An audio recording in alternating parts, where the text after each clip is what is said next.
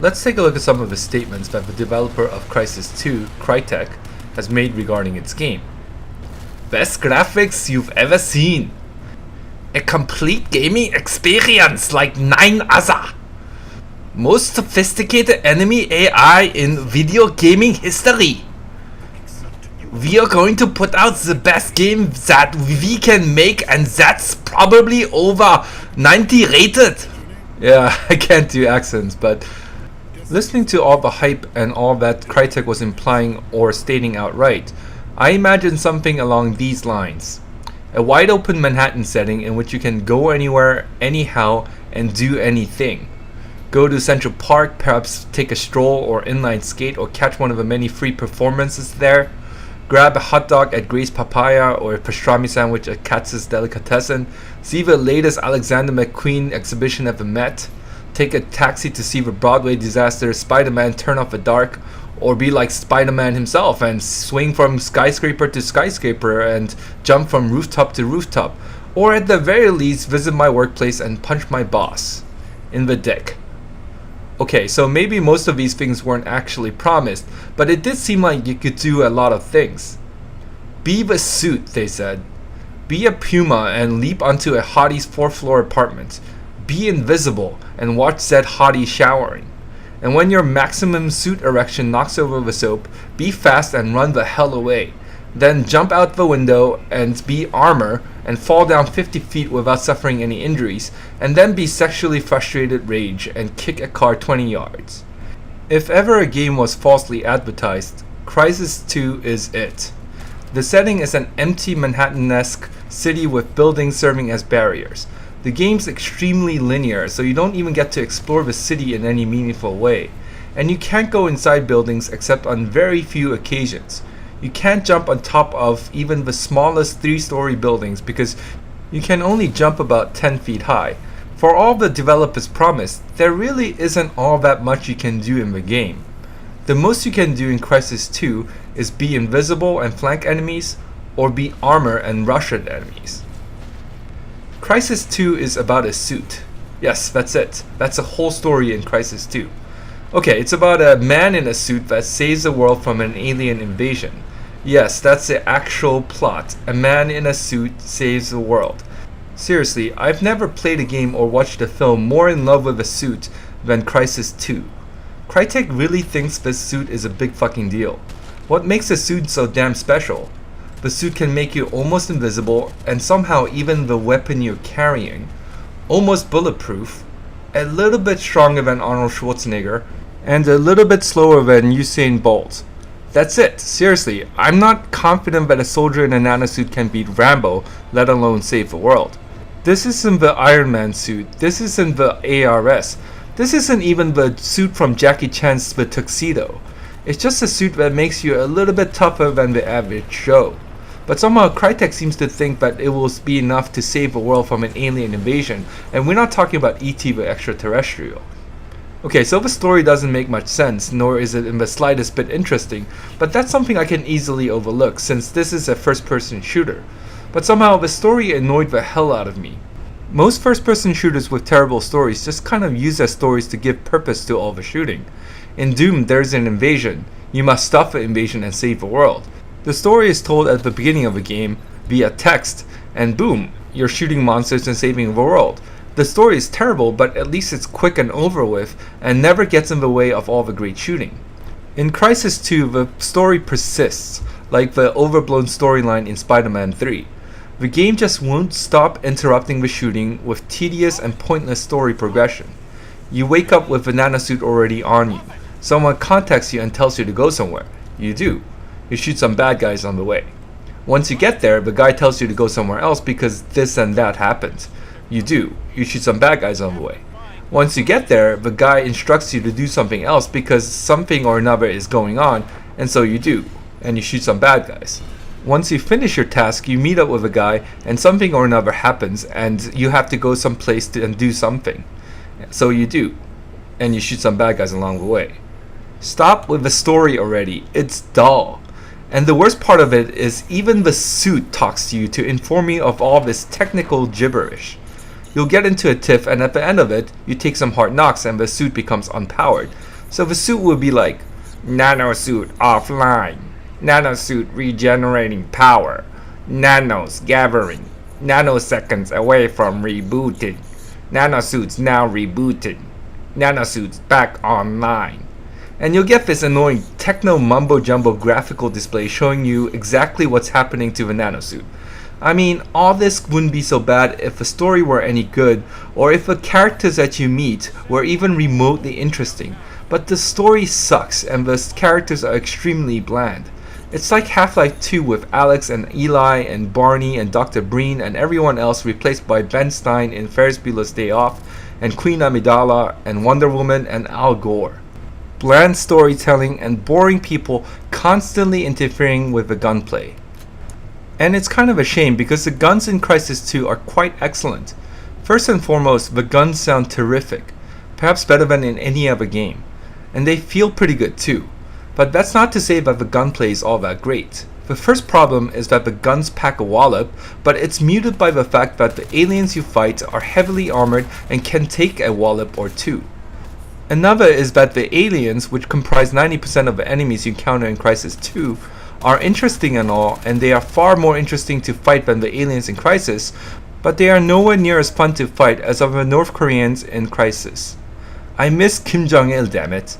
You do get to fight some American soldiers in Crysis 2, and they're pretty fun to fight, but they're not only too few around, they seem quite a bit more idiotic than the North Korean soldiers in Crysis. I guess Asians are really smarter. But the bigger problem with the gunplay is that its utility is somewhat muted, and mainly because the nanosuit in Crysis 2 is nowhere near as dynamic as it is in Crysis. In Crysis, there's more than one way to skin a cat. The following are examples given by others regarding how you can go about dispatching enemies in Crysis. You can go inside a hut, reveal yourself to the enemies, and then go invisible, so that all the enemies will rush inside the hut to investigate. Then you can jump on top of a hut, punch its roof, so that the whole hut collapses and crushes everyone inside. Or, you can use your speed and rush at a group of enemies standing about, take one out with a Goldberg spear, grab the second guy and use him as a shield before throwing him at the remaining standing enemies and knock them all down like bowling pins, then toss a grenade and blow them to smithereens and finish off whoever's left standing with your machine gun. Or, you can stealth your way past your enemies, only taking out a few essential ones to reach your objective. I'm not saying that the dynamic tactics made available by the nanosuit in Crysis necessarily leads to more fun gameplay. That example about knocking down the hut to kill enemies inside doesn't sound particularly fun to me. I'd rather gun them all down. But I am saying that Crysis at least gave you options. Those options are distinctly lacking in Crysis 2. For one thing, there aren't any huts, so you obviously can't knock down huts, and you certainly can't knock down skyscrapers to kill enemies inside. But the main reasons for the lack of available options in Crysis 2 are the lack of speed and the restrictive level design. As is the case with most shooters, you hold down a key, by default the shift key, to run faster in Crysis 2. In Crysis, using speed mode means you run like the Flash. I mean, you are really blazing across the map on speed mode. Remember that trailer in which the nanosuit guy sneaks up on a vehicle, drops a grenade inside, then runs the hell away before the vehicle blows up? Well, that's kind of the idea in Crysis. The speed boost really comes in handy, not only in escaping near certain death, but in engaging the enemies. You could zip from one enemy to the next, from cover to cover, kill one enemy in location A, drawing everyone's attention there, then run the hell away, lob a grenade as everyone stands around in confusion. The speed mode is what enables players in Crysis to do more than just skulk around in invisibility mode. In Crysis 2, you move just a little bit slower than Carl Lewis. And I don't even mean the Carl Lewis from the 1984 Olympics, I mean the Carl Lewis now, a 50-year-old man. And this severely hinders what you can do in Crysis 2. You can't really go from cover to cover, at least not without using invisibility mode. You can't Goldberg spear anyone. You can't zip from one enemy to the next, because by the time you get anywhere near the enemy, you'll be spotted. And don't even think about dropping a grenade somewhere and running the hell away, or running away from heavy gunfire, because you're just not fast enough to pull any of these off. In Crysis 2, there are really only two available modes of play. stealthily flank enemies with invisibility mode, or go guns a-blazing in armor mode. And Crysis 2's levels are designed to take advantage of these two modes. For one thing, there's an obscene amount of cover available in the game. I can't pull off half the things that really good Crysis players are able to, but even I play Crysis somewhat dynamically. And the main reason for this is that I'm forced to think on my feet in Crysis. My nanosuit powers would run out otherwise and I'd be a sitting duck. I get behind one guy, the one furthest away from the main group, with invisibility. I take him out, then I throw a grenade into the middle of the group, and as the enemies scatter, I try to take out a few with my machine gun. Then I run the hell away with speed mode as I return fire, perhaps throw a few more grenades, then I take cover behind a tree or stay hidden behind a bush and wait for my suit power to regenerate, and then I engage the enemies once more. The problem with Crysis 2 is that there are just too many places to take cover. In Crysis, all you have 90% of the time are skinny trees, which barely provides you cover from one angle and certainly doesn't do shit to protect you from enemies engaging you from multiple angles. In Crysis 2, you can take out one guy, hide behind cover, wait for your suit powers to regenerate while the enemies close the distance, go invisible, and relocate. Then you can repeat the process. It's just a bit too easy because there are just too many opportunities to stop and catch your breath and let your suit powers regenerate. In Crysis, if you stop to catch your breath, you're dead. That's why that speed mode is so handy in Crysis. And I'm not just complaining that the speed mode has more utility in Crysis than in Crysis 2. Gameplay is more exciting when things are chaotic. Running the hell away with a dozen machine gun firing at you is glorious. It's certainly a lot more fun than staying behind cover while waiting for your suit powers to regenerate. Disorienting enemies and causing them to lose track of your whereabouts is more fun when running around chaotically at blazing speeds than it is when, going invisible so that they can't see you anymore. You're just not fast enough in Crysis 2, so if you try to pull off any of the things you did in Crysis using your speed mode, you're going to end up dead. I swear 90% of my kills I got by sneaking up on someone and either backstabbing him, which is achieved by pressing the V key, or grabbing him by the neck, which is achieved by pressing the F key. So it was a matter of pressing the V or F key for 90% of the kills. And all you have to do after getting the kill to stay alive is go invisible again, and then hide behind cover, and then let your suit powers regenerate. It's actually kind of fun, but it's certainly nowhere near as visceral an experience as it was in Crysis. You could go in guns a-blazing by using armor mode, but there's just something about Crysis 2's gunplay, and Crysis' gunplay for that matter, that makes it less of an attractive option. I'm not entirely sure what it is. Perhaps it's that the headshots are so much more effective than body shots, and requiring super accuracy amidst chaos just doesn't bode well for the average player. Or perhaps it's just that the guns have too much recoil and aren't accurate enough. Whatever the reason, I know that this isn't Serious Sam or Doom. Squaring off against enemies out in the open is just not that fun, and certainly not all that effective in Crysis 2. And that's kind of a shame because the aliens, as mentioned earlier, are kind of interesting. They move about dynamically. Well, okay, it's all scripted, and that's pretty easy to see because they all take the same path to get to me. They all jump over that particular spot to cross the gap in the bridge, then bounce off that wall, then jump onto that bus to get to me, but their movement is still interesting. And when you're squaring off against them out in the open, you're going to have a tough time keeping your crosshair on them and shooting them down before they jump on top of you and pummel you to bits. The problem is that they become uninteresting as soon as you deploy your invisibility mode. If they can't see you anymore, they either just stand about like morons, or they walk about aimlessly. Okay, they don't walk. They jump onto buses, bounce off walls, and jump over cars, but it's aimless nevertheless. And then it becomes a matter of sneaking up behind one of the aliens and pressing the V or F key, then hiding behind cover and waiting for your suit powers to regenerate, and repeating that process until they all dead. I said earlier that 90% of my kills were done this way. The other 10% were mini-bosses that you couldn't kill in this manner. For them, I just used a sniper rifle. All the aliens have helmets on. You shoot the helmets enough times and the helmets explode or something. Then their little purple penis heads are exposed.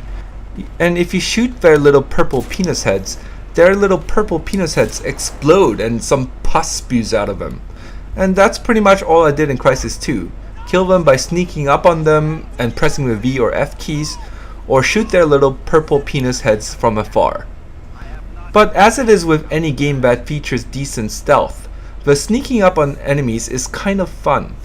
And that's thanks to Crysis 2's level design. Crysis 2's levels are tailor-made for flanking maneuvers. You can't close gaps with speed because you're slower than Shaq getting back on defense, but you can flank them by going over buses or jumping onto bridges or trekking through the sewers and getting behind enemy lines. The levels in Crysis 2 are designed to take full advantage of your leaping ability. It's kind of fun to traverse the map while closing the distance between you and your target. Most battles take place in an arena of sorts. Before each battle, you're presented with an area with about 10 or 20 enemies, and you're tasked to kill them all. You can plan ahead, though there's really no planning involved besides marking enemies so you can keep track of them, and engage them in this somewhat wide open arena. You can jump on top of verandas, go through the sewers, throw a grenade at a car to distract enemy. There are many ways to get around. I just wish you could do all this without having to resort to invisibility. Don't get me wrong, you can jump over cars and onto bridges or buses without using invisibility mode, but you'll probably get shot and end up dead if you're not invisible. So use invisibility mode while taking advantage of your jumping ability and the level that's specifically designed with your jumping ability in mind, and it's kind of fun. Except as mentioned earlier, enemies just stand about or move around aimlessly when you're invisible.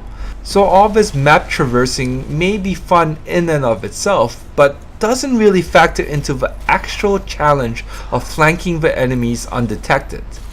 What I'm essentially saying is that invisibility is overpowered as fuck. You can even upgrade your already overpowered ability so that you can be invisible for even longer. And by the by, that's kind of a shame what they did with the ability to modify suit powers, which are terrific conceptually, but basically boil down to upgrading suit powers and not augmenting them in any way that will result in a different and more diverse playstyle. Every time you kill an alien, it drops some kind of thing, and you can gather them and use them to upgrade your suit powers. But the only upgrade that's not just an improvement over the basic suit powers is the Goomba Stomp one, which is fun to pull off every once in a while, but not really all that useful, since after you complete the Goomba Stomp, you strike a pose for about 2 seconds, in which time you can get shot and die. At any rate, it's a cinch to close the distance when you're invisible. Flanking enemies presents no challenge whatsoever. There are certain things that enemies do that counters the invisibility mode. Or they travel in groups, so if you attack one guy, the guys nearby can protect him.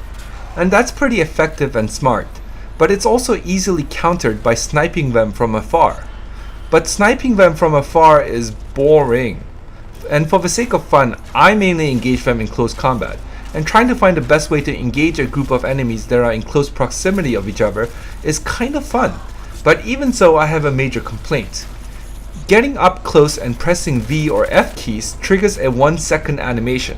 In Crysis, if you grab someone by the neck, your hand will be around that guy's neck instantaneously, and you can take actions immediately thereafter, like throw the guy at the guys standing nearby, so they can't shoot you to death. In Crysis 2, if you press the F key to grab a guy by the neck, the game does this animation of you grabbing the guy by the neck that lasts about 1 second, and you can't do anything productive while that animation is going on. And worse yet is that you can't throw the guy immediately after the animation is over. For some reason, you have to wait another second before you can throw the guy. And when you do throw the guy, you throw like a girl. Maybe I'm just not doing it right. Maybe I'm supposed to hold down the throw key for a second or two to get the full force of the throw so I can throw like a man. But that would mean another second or two in which I can't throw. So to grab a guy by the neck and throw effectively, i.e. not throw like a girl, will require about 3 seconds. By then the element of surprise is gone and all you can do is go invisible thereafter and hide behind cover. It's as if Crytek doesn't want you to dynamically engage the enemy. It's as if Crytek just wants you to flank enemies all day long and hide behind cover to regenerate your suit power. And it might be that I'm just not dynamic enough. I just don't have the skills to pull off eye-popping moves in Crysis 2. but I've watched enough Crysis 2 footage of guys who I know play the original game dynamically to know that it's not just me. The only thing the elite Crysis players seem to do in Crysis 2 is go invisible, shoot a guy in the head, go invisible again, shoot a guy in the head, go invisible again, shoot the guy in the head.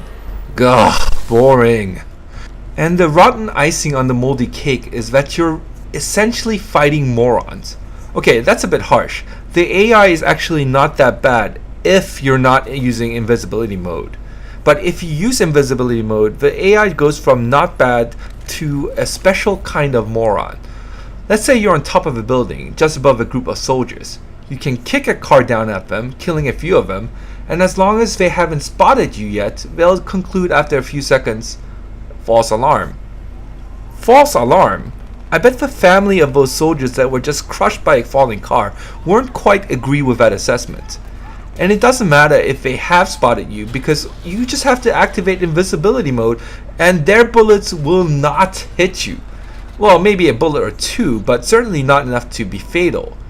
I recently found out that I'm pretty good at predicting people's movements.